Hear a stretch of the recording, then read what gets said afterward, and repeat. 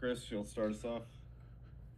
Yeah, Coach. Just curious of obviously the challenges facing BYU, what you've seen, and kind of how you think your team has responded since the Florida game this past week, the practices, the games, heading into this one. The difference between the Florida game and going into this week, we just had some injuries, some just minor nicks that we're still trying to get over. But we responded the right way. We got to continue to grow and develop, and it's always going to be a process. And this is our next step plan. BYU, who's um, I wouldn't say the opposite of Florida, but they're completely different in the sense of their strength is their perimeter, where Florida's strength was their interior. So it just adds to a different aspect that we got to go over and cover. But it's still a high level game, another top 10 team. So we're excited. Michelle? All right. Hey, Jay, I had two questions for you, at least for now. One is AJ Debansa. I'm assuming you're pretty familiar with him from the recruiting trail and all that stuff. What is it that makes him a special player, and how do you try to contain him with the lineup you have? And also, if you could give us an update on the injuries on Ernest and True, and who's available or not available. Thanks. Yeah, with AJ DeBonsa, he's a good player. I think the one thing that makes him good is his size and his athleticism with his skill set. He's almost 6'9". And then one thing that we're seeing with this freshman class is, some of these guys, they have really good poise about them. And he plays with that poise also when he's in those situations. So it's kind of what separates him and makes him special, along with his skill set and everything he does basketball wise. But I think his mentality and his poise is good. And on the injury front, those guys are working their way back into practice. We'll have a better, I guess, I'll have a better feel after today's practice, just to see where they are and see who will be available and who can go from there. Thanks. Luke? Hey, Coach. So first of two questions. With BYU's offense, they obviously present different tests just with their ability to shoot and the pace that they play at. Just how much of a test or how much of a challenge do you expect this to be for your defense, and how much are you looking forward to kind of seeing how your defense plays against the style of offense? It's a big test because BYU, Coach Young with his NBA background, they exploit matchups. So, they're going to try to find people that they pick on and find actions that they pick on, and they'll run them over and over till you adjust. And so it'll be a big thing for us to make sure that we're true to our principles, and we'll have to give them different looks and have different coverages for what they're trying to exploit against us and what they're trying to attack. But we have to be true to who we are and the way the team built. We're built to be physical. We're built to be big, and we just have to enforce our will of where we are. If I try to get into a competition with them, going against who we are and trying to kind of be more suited, it's not our game. It's not going to go good for us. So we have to be who we are. We got to be able to control the paint. We got to be able to rebound. We got to take care of the ball, and then a big part of it is part of taking care of the ball is what our shot quality is too. So the shots we get on offense are just as important as anything. And then also you mentioned the, I guess, increased poise of freshmen in the country, especially you mentioned AJ DeBansa. You can see the same with Sheldon and Dante. Just where do you think that increased level of poise for these true freshmen comes from? Is that due to the professionalization of AAU? Is that due to just what you've seen at the high school level? Just where do you kind of attribute this more so comfort level that freshmen have? That is a great question, and I think what you stated in the question is the most important part. These guys are coming in now where they are playing on ESPN, they're playing on TV already. They've traveled around the world to play basketball. Um, they are there's always a camera in their face. They either have a documentary or someone's always around them. So there's this jump is not as, I guess, daunting as it used to be with the attention put on it. They already have this attention, especially when you're a top-rated recruit like Devansa, and I dealt with this last year, where they already are a little bit more comfortable in that light. Now the basketball is still an adjustment because of the size, the physicality, the older players that are really good. But I think from the external factors have become less of a factor than they used to be maybe 5 or 6 years ago. Justice, we'll go to you, and then Chris. Hey, Coach. Just everybody talks about AJ and how well he's playing and the projections that he has, but they also have very good guard play on their side of the ball as well. Just what stands out about what their guards do compared to maybe what the Florida guards did when y'all faced off against them? For me, AJ DeBanso, of course, is their most talented, and will be a top 3 draft pick and all that stuff. And he's rightfully so. He's really good. But I feel their best player is Richie Saunders. And it's because his impact on the game is so loud, from offensive rebounds to making winning plays to making 6 threes, free throws, his numbers. Just he is as good of a college basketball player in college right now as there is. And I think it goes a little bit away because of everybody talks about AJ and Rob Wright, and those guys are really good. But Richie Saunders and his impact on winning is a big part of the game and a big part of their team. And then Rob Wright, just from a point guard aspect and playing the position, is really good. So our ball screen coverage and making sure we give him different looks as well. And those 3 guards kind of make the team go, and their ability to play in transition, but also to have different skills that they're all good at. So, AJ with his size, being able to shoot and post over smaller guards.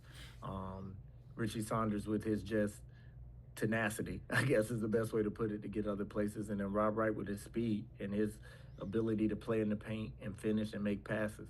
So they all give you different looks, but I think the one thing that makes their team flow is they all complement each other. So we just got to find ways to disrupt them, and we will. Chris, we'll go to you. Jay, in regards to Trey, I'm thinking about that Florida game in particular. He's very vocal. In between timeouts, you could see it with the guys, just very talkative leadership. Things going well, things not going well. Can you speak on his leadership, essentially what you guys are getting from him, and maybe as it continues to evolve with a completely new team, kind of how he's doing on that front? Yeah, I think this is one of his first years where he's been able to really use his voice. When he was young at Auburn, that wasn't his role, and then at Michigan, it really wasn't his role either. And so coming here for me and for him was part of his development and becoming a leader, and growing into that.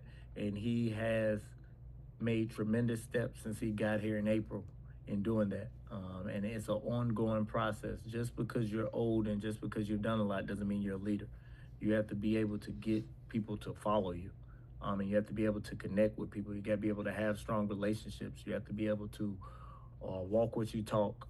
And so doing that consistently on a daily basis is something that he has started to do at a high level. Michelle, we'll go to you, and then Luke. Okay.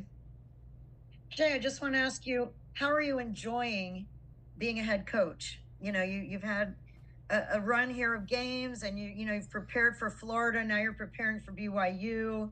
I know you've done it as an associate coach and all that stuff. How do you feel being a head coach? How has it been different? Are you enjoying the job, and how so? I'm blessed to be here. So always keeping that in perspective and respecting the opportunity that comes with it, but also just respecting everything about the job and the position and the title. The thing that has been, and it's always going to be this way with new programs, new coaches, and new staff is coaching everybody and getting everybody using the same terminology on the same page. Because I've got stuff, but I've never worked with anybody on my staff. So we're all learning, and I'm teaching, and we're doing it together. And that's what I enjoy the most, is just building this foundation. And we got great kids. We got great people in the program, great kids. It makes it easy as a first-time head coach going into games with people you love and people you trust. And then for me, it's just taking it day by day. We can't.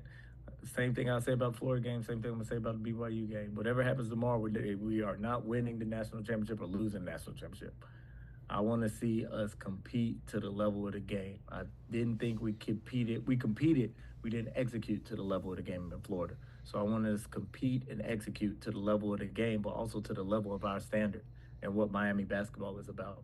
So that's what I go into every game focusing on, and just making sure the message is clear. and they understand it, and we can execute it, and then we just give them in the mind frame, and just go attack once they have that confidence. Can I ask a follow up just on the matchup with BYU?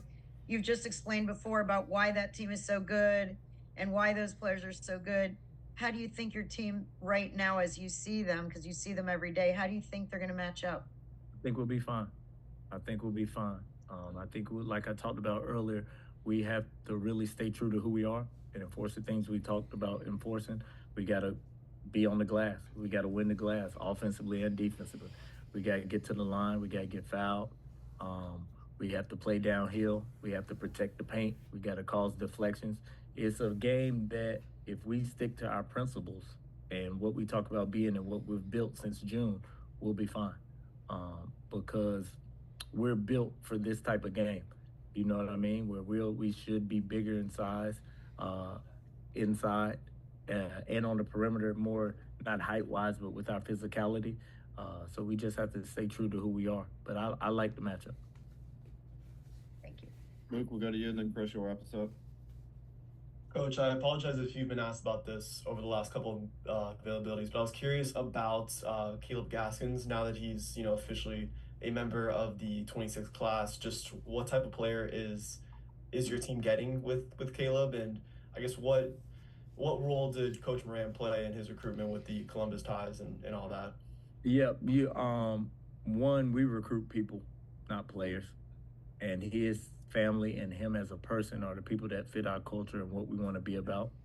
And so that was the first step. If he didn't fit that, then we wouldn't recruit him. And then the second step, of course, he's a really good basketball player. He has great versatility of where he can play on the perimeter, he can play inside. You can play him on the wing, you can play him at a four, which is one of the main parts of basketball right now in general, college basketball, but any type of basketball is having people that are versatile and doing that. I've recruited Caleb since I was at Duke. So I had a built-in relationship. I've been to see him when he was at Montverde plenty of times. And then his relationship with Coach Moran and Coach Moran being able to coach him last year, I think was the year he coached him. But also him being in the same program as Coach Moran. And so there being some overlap. And he also had a relationship with CY. So it was an EP. So it was just a lot of overlapping relationships, and this was the reason I put the staff together this way. Is when there is a kid in state and there are people in state that we want to recruit, we should have those relationships, and they should see this is the best place for them to come in the state. And he just happened to move from Melbourne to Miami, which is even more of a benefit. But it's why everything is built the way it's built for me, and this is just a testament to it being that way. All right, Chris, you'll wrap us up. Yeah, Jay. Obviously, we're focusing on BYU and you as well. But you got another game the next day, and then the Ole Miss is coming up. Just a stretch of games, these 3 games in a week that, non-conference wise, everybody knows what it is. Just your approach to it this upcoming week and the challenges and the opportunity. Yep, everything is to prepare us for the ACC. So this stretch of 3 games is preparation for what we're going to see in the conference. I think we got a stretch where it's like North Carolina, Virginia, North Carolina State, or something like that. I can't remember exactly. I haven't looked that far ahead, but it's something like that. And so this week in this stretch of game against 3 high-level teams, quad 1 teams, 3 teams with great tradition in their program. And it gives us the opportunity to get a real road game, even though Florida was a road game. But they won't say it was a road game. It's neutral, but it was a road game. But that Ole Miss will be a real road game against tournament teams. And so this is what we're going to see in the ACC. This stretch will prepare us for it. And these games give us the opportunity, one, to build our resume, but also prepare us for the rest of the season. And then just last thing, 100%. Yeah, it was a road game. Yeah, it was. Yeah, the band, everything. Thanksgiving for your guys. You got the game, but just kind of if you could kind of explain Thanksgiving and maybe what you guys will do as a group. Yep. So we'll do Thanksgiving tonight. We'll have practice here in a little bit. We leave. I think practice is at 2:30. Then we'll have a Thanksgiving dinner where families are invited, and we'll kind of spend some time tonight with the families that are here in town. With the staff family and everybody, and we'll do a Thanksgiving dinner tonight. And we'll kind of go from there. But I did want to do something as a team and just continuing to build off of just building the camaraderie. Like we did team dinner last night. Take up phones, got to talk to each other. This is part of the new college basketball era is how quick can you draw a connection and how quick can these relationships come together. And it's a process. So just doing different things like that. Thanksgiving dinner with the families. Also, just to get them a little bit more relaxed. These are intense, high pressure moments, but they're still kids. No matter if they're making money or whatever, they're still kids, and there's still things of seeing your mom that just gets you at peace and being able to relax and then refocus on it just being basketball is a big part of it as well. Chris, you want to get us started? Sure. Hey, Malik. I'm just curious. Obviously, you were one of the guys that took that Florida game tough. I'm curious your mindset since then, this week or so, the couple games, your approach to practices. If you could explain maybe some things that, kind of how you handled as you move forward to Thursday's game. Yeah, just taking it one day at a time, telling the guys that not to worry about the Florida game too much anymore, and just to continue on with the season. Like I said, just taking it one game at a time, trying to get in there and practice every single day, and we'll work our butts off until we get another opportunity, which would be BYU coming up on Thursday. And what stands out to you about BYU, the challenges you guys are going to face, and what you guys essentially need to do to win the game? Just the players they got on their team. They got some good players on their team. That's potentially a lot of your picks. So it's good to go against top competition like that. And also just to see where our team's at, coming in at 4-1, just so early in the season. Just 5-1. Yeah, sorry, 5-1. So just so it's so early in the season, so just to see where we're at still and how we're coming about our business every single day and see where we're at and see how we grade up against the top 10 team in the country too. Michelle? Hi, Malik. I wanted to ask you about AJ Debanza. How have you played against him? I know on the AAU circuit, everyone seems to know each other pretty well. What have you played against him before, and what is it that makes him so highly rated? What made him so highly rated coming in? I think he had 25 points against UConn last week or something. What is it that makes him so good, and have you played against him? Thanks. I have not played against AJ yet, but he's a top 10 pick. They say coming into this year's draft. So just the potential he has, and he could get to wherever spot he needs to get his shot off. So I think that's a special ability that he has, and he's super confident in his game. So just having that in his arsenal, just having the belief in himself, just makes him a player that everybody believes he is. So just going out there and giving them our all, competing at a high level, and showing them that we also have confidence on this side with Miami basketball. So that's what I'm ready for going against AJ. Thank you. Luke? Hey Malik, so first of two questions. First, just Dante was saying that he believes that Miami and your team could stand tall and compete with any team in the country. Just where do you think that belief comes from, and is that something that the coaching staff really instills to you guys on a daily basis? Yeah, just like DH said, I feel and believe that we can go against any team in the country too. I think the work that we put in throughout the summer and just coming in every day in practice, just working hard and competing at a high level each day, getting each other better, makes us feel like we have that, and also just the belief and the trust that the coach have in every single player that he puts in on the court. So I think that's where the belief is that we can compete with everybody in the country. And then also, can you talk a little bit about Shelton? Just how have you seen him grow so far through the first 6 games of his college career, and do you see his comfort level and confidence really rising as he develops game by game? Yeah, Shelton, like I said, he's taking it day by day, getting in the lab every single day. Whether it's getting up shots, lifting or recovering with his body, he's in the gym constantly, and then you can see it over time. He's knocking down shots. He's confident in his three ball, and he's getting downhill whenever he wants. So I think those two abilities that he have will keep growing and constantly improving throughout the season. He, like I said, just staying in the lab and keeping your head down every single day is going to get you where you need to be. Michelle, we'll go back to you. Malik, Jay said the other day that he was going to encourage the team to shoot more because everyone knows what you guys can do in the paint, and at some point, especially the good teams, the better teams that also have a good paint, post presence, that they're going to be able to take that away maybe, and that you'll need to be, not you personally, the team needs to shoot more from the outside. Can you talk about that, about trying to get balance in the offense, as far as being more willing to shoot? Thanks. Yeah, yeah. I think everybody on our team can shoot the ball at a high clip. Just getting the shots that we want and prefer. Also, while getting the attempts up, also is very important. But just taking the right shots, whether it's driving, kicking, touching paint, and then getting the ball out and skipping, and to get wide open shots, one more shots, stuff like that. So just being able to get the shots that we want and also continue to dominate in the paint is something that we've been constantly improving in our offense. And how about the free throw shooting? How's that going team wise? Yeah, constantly every single day we're making 100 free throws a day.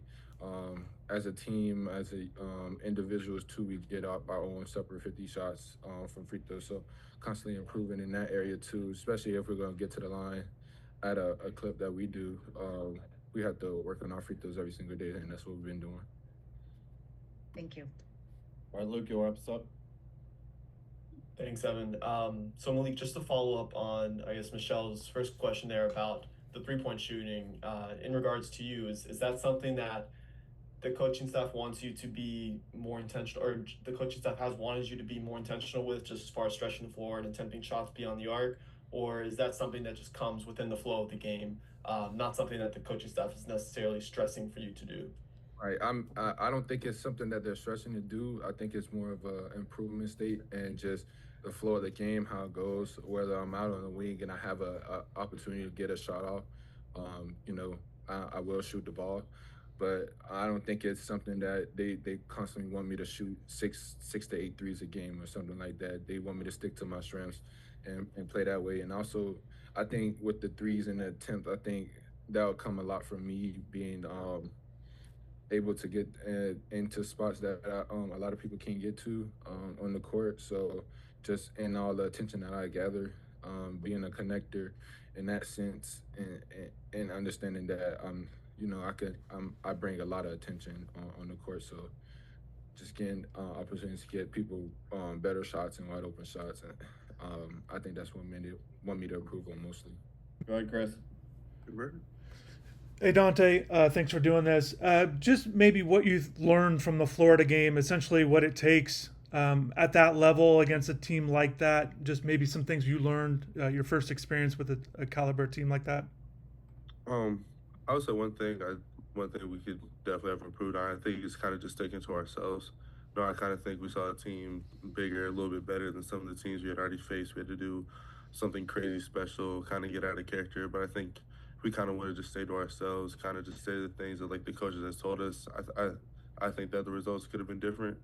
But also, I think it was good for everybody. You kind of get a game in that environment, a big arena, pretty much an away game too. So I think to get one of those games pretty quickly and kind of be able to learn from it was definitely something that we needed. It was definitely really helpful for us.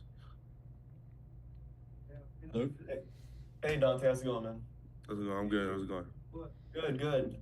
So just how do you think the team, since that Florida loss, has responded in these last couple of games? Just how they bounced back and responded with the last two wins?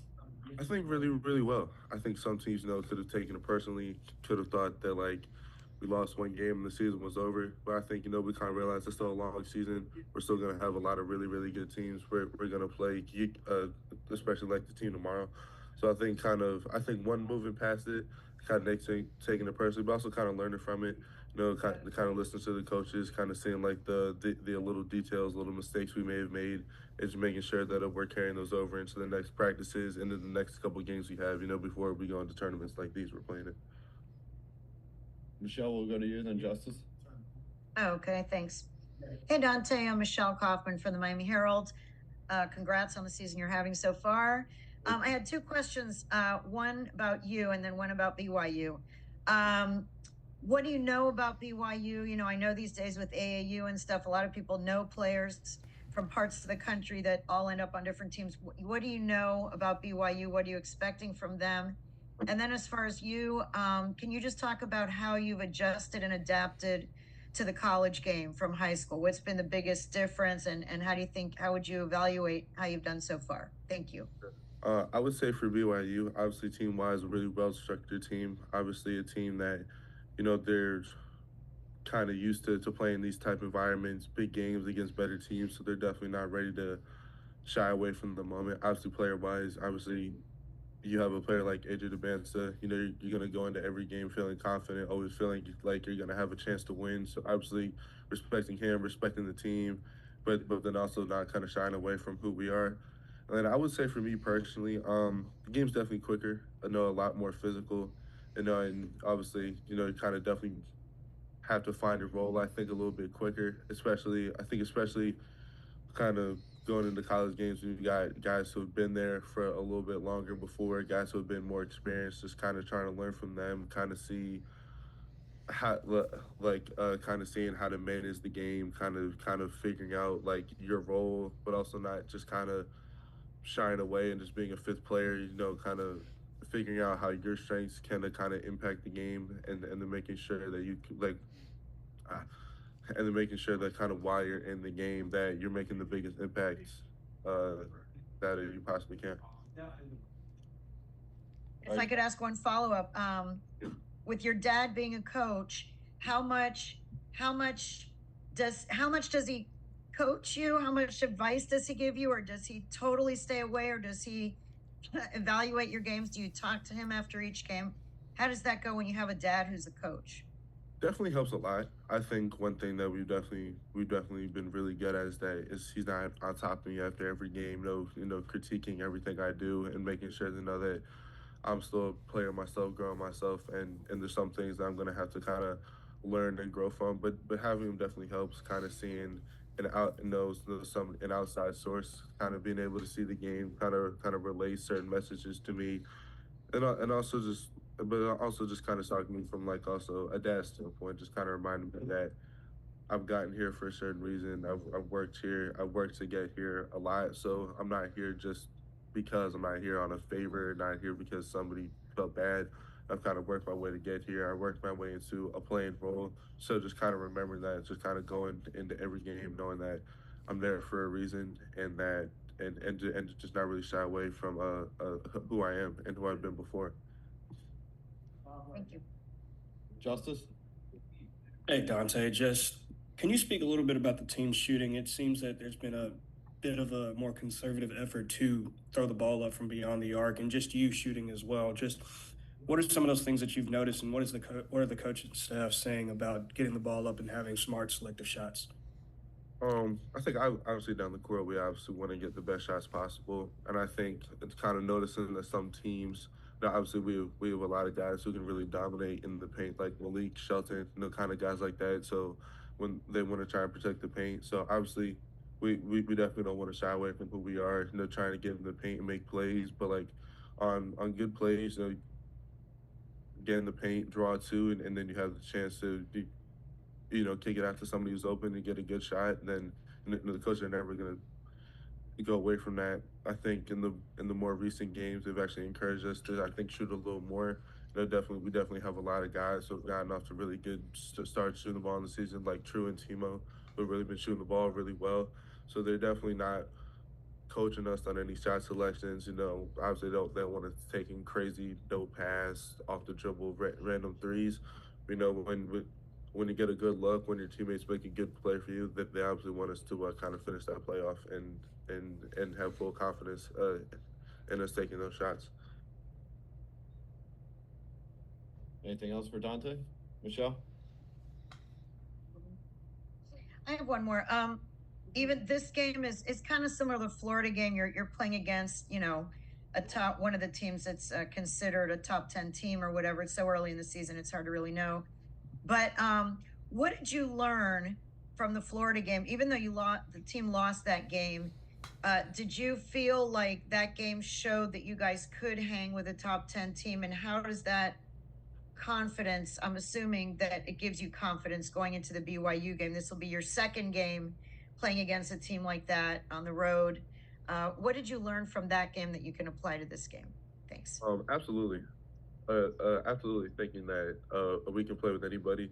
I think in our locker room, I think after the game that we thought that we played nowhere near the best game that we could play. Though team wise, individually, I think people also thought that they could have played differently, and and I wouldn't say that we got blown out of the water either. So I think between us, obviously there was definitely a few things we need to fix up, but it definitely showed us that we cannot play our best basketball. We could have guys who may not have the night they want, and that we can still compete with anybody.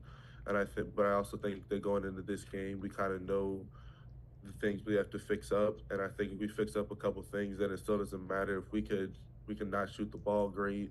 We could have a few layups go in and out, a few free throws hit the back rim and bounce out, and then we'll still have a chance to, compete with anybody as long as we compete to the standard, hustle, play hard, and just to kind of doing the small things that I think we have a chance against any team in the country. And I think everybody, between coaches, players, anybody involved in basketball here at Miami, everybody here believes that we have a chance to compete against anybody in the country.